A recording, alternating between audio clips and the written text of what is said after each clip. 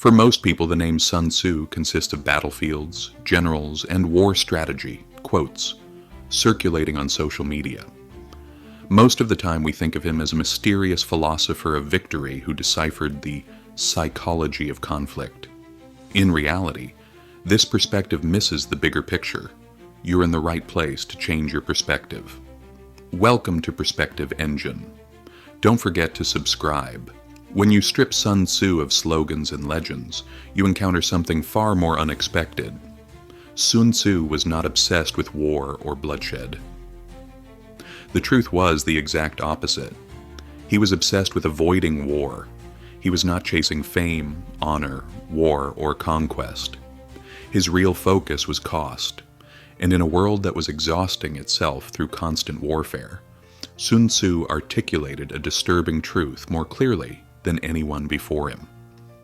For a state, the greatest danger is not the enemy it faces. The real danger is the balance sheet paid after the war ends. People think the art of war is about fighting.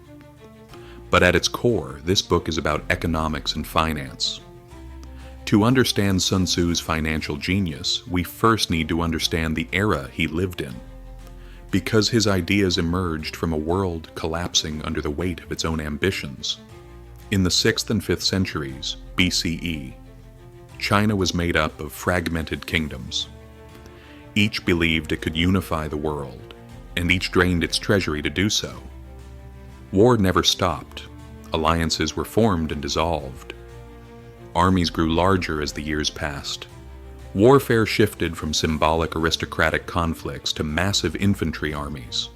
That meant more food, more raw materials, more taxes, and more complex logistical costs. States were no longer just fighting wars. They were testing the limits of their economies. The moment a king sent an army on campaign, he was actually borrowing from his future. And when the time came, that debt could never be repaid. In the West, we often imagine ancient wars as heroic and tactical. But in this period, war was first and foremost logistical and financial. The moment an army began to move, the meter started running.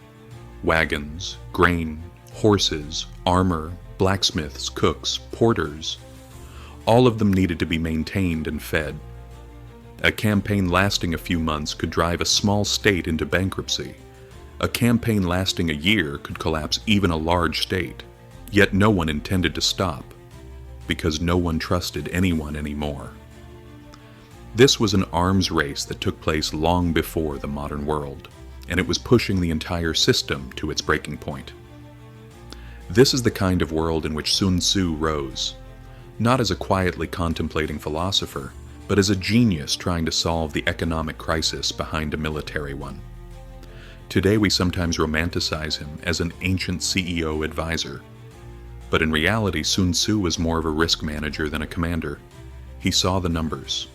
He calculated costs, timelines, supply chains, and all related expenses.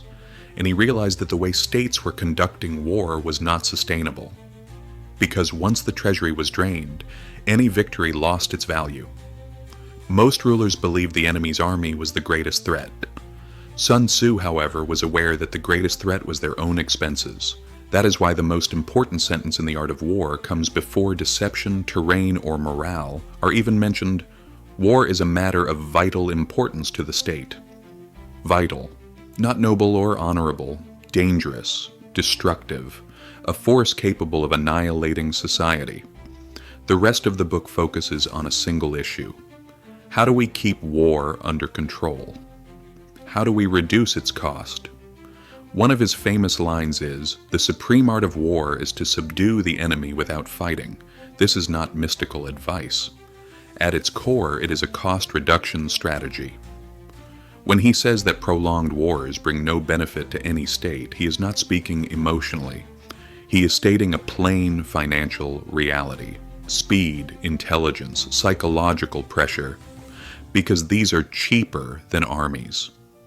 Sun Tzu was not trying to win wars, but to prevent states from being destroyed by them, because he understood that war has no real winner. Before him, war was a matter of honor and power. But as populations grew and warfare became mass-scale, this mindset turned suicidal. States were forced to print money, reform tax systems, and build bureaucracies. War had become a national project and an economic risk. Sun Tzu realized before anyone else that wars only produced heavy balance sheets. That is why he read wars like a financial statement: supply chains, resource consumption, opportunity cost, provisioning. In his eyes, every decision for war meant approaching the edge of national collapse. The importance he placed on intelligence follows the same logic. A spy is cheaper than an army marching in the wrong direction. Even a single piece of information can prevent millions in losses. Information was the cheapest and most valuable weapon in his world. The same applies to speed, because speed reduces cost. Every day an army remains in the field, money burns. A delayed victory means rising costs. Sun Tzu's praise of flexibility, deception, and psychological superiority is not philosophy. It is financial discipline. What we must truly understand is this: war itself is not the problem. Waste is. And the greatest waste is wars fought solely for bloodshed, without necessity. That is why he praises diplomacy, intimidation, and alliances. Because these are the best friends of the treasury. At one point he issues a very clear warning: a ruler who loves war will destroy his kingdom. This is not poetry. This is accounting. History proved him right. There were kingdoms that collapsed during prolonged sieges, and there were those that survived through information and speed. In the modern world, the picture remained the same: Vietnam, Afghanistan, World War I. It was not armies that collapsed. It was economies and finances. Today, cyber warfare, sanctions, proxy wars, all operate on Sun Tzu's logic: maximum effect, minimum cost. Sun Tzu might have been unfamiliar with technology, but he would have applied the mathematics instantly. The core lesson is this: states do not collapse because they lose wars. They collapse because they fail to manage the economy of war. The art of war is not a book of aggression. It is a book of restraint.